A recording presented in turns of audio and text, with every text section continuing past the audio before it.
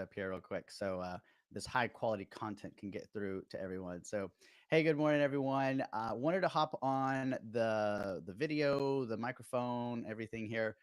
Make Ashton kind of get up early and do a little work this morning.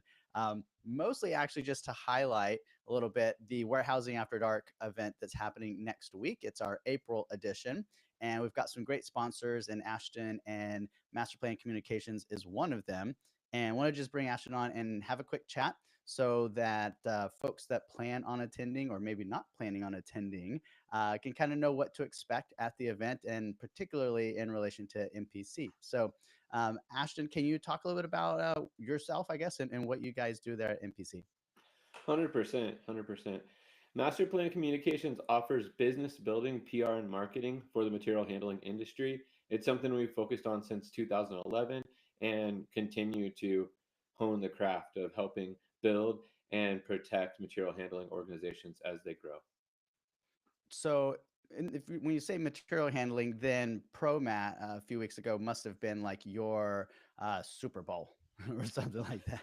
100%, 100%. It's ProMat is the biggest event of the year for us. It's really exciting. We always have many clients there and events going on from before the show until the end of the show. And then, of course, we're also, in addition to doing PR, we do a lot of, with the PR, we do a lot of interviews at the show. We announce a lot of news for our clients. We work with all the media covering the show and have scheduled interviews for each of our clients throughout each of the days.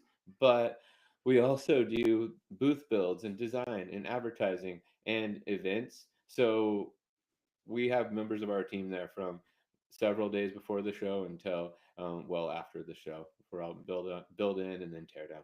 So Gotcha, gotcha. There's a lot of folks that kind of follow, what I do, and they're all like operations guys like me, not necessarily marketing and sales type folks. Could you kind of break down exactly what PR is in this world of PR and marketing, and kind of the role that you all play in that ecosystem? for sure, for sure. So taking it back, I know it's kind of early for this, but taking it back to the actual core of what PR is. PR is establishing and maintaining relationships with the various publics upon which the organization's success or failure depends. So, for example, if you have a rack manufacturer, the different publics that they really need to have strong relationships with are all of their distributors, all their integrators, depending on how you break that down and how you define the difference. But distributors and integrator relationships are key. If they're going direct at all, having really great relationships with those direct accounts and the decision makers there, because we all know those lead times are long, but when the project comes together, it's very impactful and often very large. Those are all important. As you grow the organization, you have company culture, making sure that your internal audience, all the people who work there, whether they're contractors or employees, those are very important. So breaking down a plan, looking at your business plan, and then saying, all right, who do we need to talk to achieve these goals and have great relationships with, and then what messages do we consistently need to get out there. So that's what we do for PR, and for marketing we'll combine it. A lot of times, material handling companies that we've worked with won't have a very robust marketing department or PR, and Okay. they'll look to us either to do contract work for projects, or they'll be like, we've actually need support on a strategic PR and marketing plan. Can you Yeah. do that? So we'll do it. We'll set up all the calendar for the year, matching their business plan, and then have measurable objectives for each quarter and back it up with all the deliverables for each month. And they love it because if there's someone there that has enough time for a biweekly half an hour call and can answer some emails and get us approvals, they can just see their program move forward. So many marketing and PR objectives they may have wanted to do, but got pushed down the list because there's always a fire happening or some urgent thing. Hmm. They are able to have those accomplished through us as their team, their external team. And that's why Gotcha. they like companies like Hannibal that had us on for many years and then was acquired by Nucor continue to just build with us because they see that value and we make it easy for them as we like just interface with their internal team and become part of it. So Gotcha. yeah, Gotcha.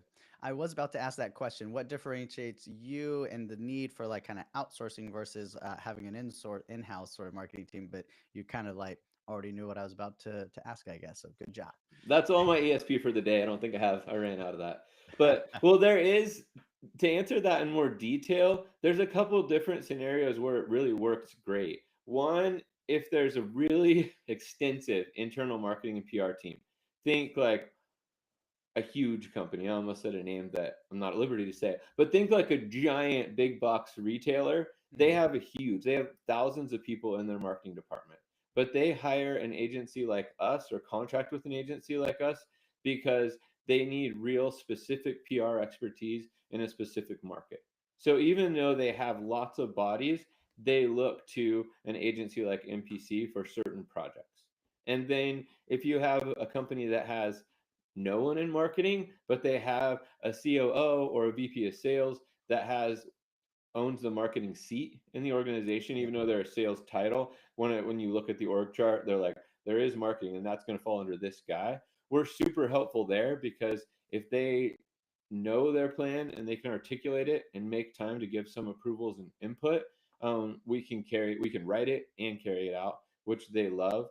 So it kind of goes the full gamut from a real small company that doesn't have marketing or PR at all, that has somebody that can provide input and approvals, to a giant company that has a very extensive PR and marketing department, which are usually split but work together. Those guys, they'll look to us for our real specific expertise. So we end up working with both at the same time as we even are now. So, but I've learned the best places that we fit over the years for sure, and I think that's helpful to everybody. Gotcha, gotcha. Well, we're excited to have you at the upcoming, which one are we? Warehousing After Dark. We've kind of started a couple of different series now at the Supply Chain Social Club. So we've got a pretty full schedule this month, and actually we've got one tonight. I guess I could make a quick pitch here, which Yeah. is, there's the TIA conference going on right now down in San Antonio. So there's lots of brokers and carriers and non-asset sort of based folks down in San Antonio playing golf and hanging out. And so, but not everyone can make it. And so, kind of had this idea that maybe when there's these big conferences like ProMat or whatever it might be, that lots of people are going to be up, but also lots of people are going to have this big FOMO going on, that we kind of create an opportunity for the folks that can't make it to the real live thing to go hang out, with the other non-attendees. So anyway, so we're going to do that tonight and see how that goes. Otherwise, I'm looking forward to hosting everyone next week at the next Warehousing After Dark. And hopefully, folks come by and chat with Ashton and talk about marketing and PR stuff in the material handling and warehouse space. Is there time to talk a little more about Supply Chain Social? Sure, let's go for it. All right. What's on your I mind? I love it so much. Like genuinely, first event was sold in February. I wish I had learned of it sooner, but the first one I was in, I was like, this is the best networking event I've ever been to. And it's partially the format. It's a combo, format and people. Like it's an Hmm. amazing format that really works, and then the right people are there. So I'm super happy that I found it and plan to just keep attending everyone I can. Excellent. Yeah, I've really enjoyed kind of building out that Warehousing After Dark series with Kevin.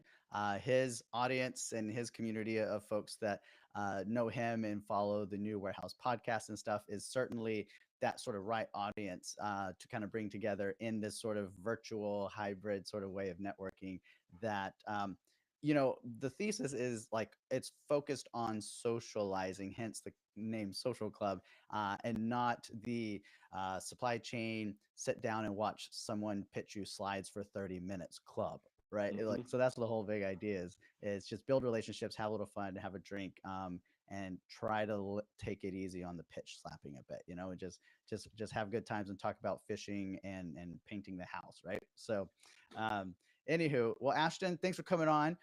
We look forward to seeing you next week, and have a good rest of the week. Thanks for having me. See you soon. Bye.